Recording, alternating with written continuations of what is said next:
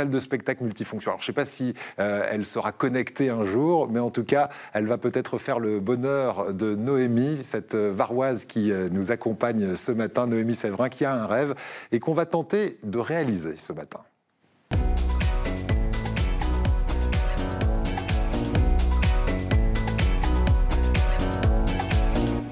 Bonjour Noémie. Bonjour. Ça va bien? Oui, ça va très bien. Bon, alors nous, on a craqué sur une vidéo que Noémie nous a envoyée. C'est pour ça qu'elle est sur ce plateau aujourd'hui. Une vidéo que vous avez co-réalisée avec votre fille. On va en passer un petit extrait qui plante un peu le décor. Regarde. D'accord.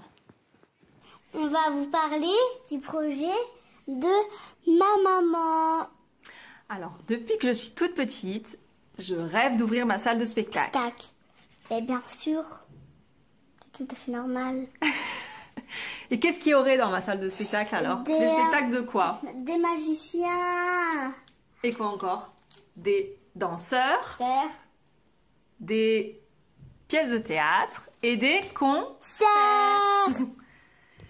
Abracadabra, le rêve de maman serait Alice. Merci à tous ceux qui vont participer. Gros bisous.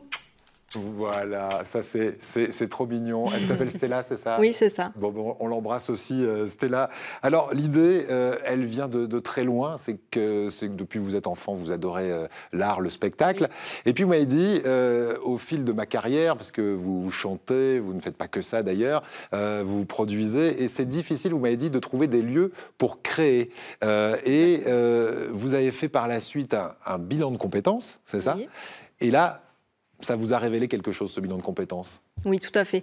Donc en fait, c'est vrai que je suis chanteuse depuis l'âge de 14 ans. Et pendant ma grossesse, je me suis mise à écrire des chansons. Et j'ai créé un duo acoustique avec un guitariste. Ouais. Et quand on a commencé en fait, à faire des démarches pour trouver des lieux où se produire, on s'est rendu compte qu'il y a beaucoup de gens qui ne sont pas du tout ouverts à la création. Souvent, on nous dit on veut bien vous accueillir, mais vous faites que des reprises, pas de composition. Et donc c'est vrai que ce constat m'a permis de réaliser qu'il y avait il y avait un gros manque en fait dans le Var, enfin surtout dans le Var, après dans la région PACA en général, au niveau des salles de création et des lieux où on pouvait montrer nos créations. Alors votre rêve s'appelle l'Imaginarium. Ce serait donc cette salle idéale pour vous, qui serait à la fois une salle de spectacle, mais pas que. Qu'est-ce qu'on ferait dans cette salle, dans cet Imaginarium? Alors ce sera une salle de spectacle où il y aura aussi des spectacles pour les enfants, parce que c'est très important pour moi de montrer aux enfants, de les ouvrir et les sensibiliser à l'art en général sous toutes ses formes.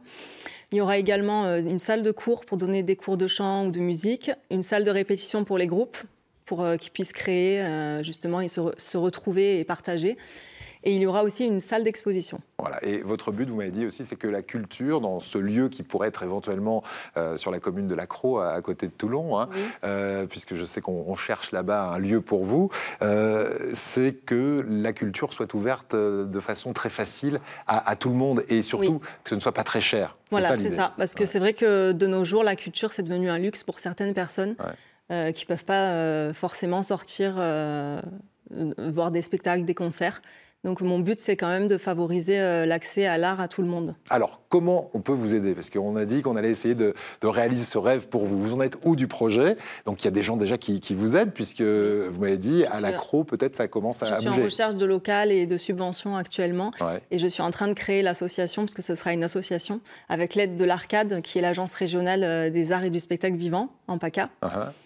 Et donc, vous pouvez m'aider en faisant j'ai fait un appel aux dons sur le pot commun, où il y a une cagnotte qui est mise en place. Donc, on peut aller sur ma page Facebook et cliquer sur faire un don. Et ben voilà, on va montrer cette page Facebook. C'est donc l'Imaginarium, ou plutôt Imaginarium 83. Imaginarium 83.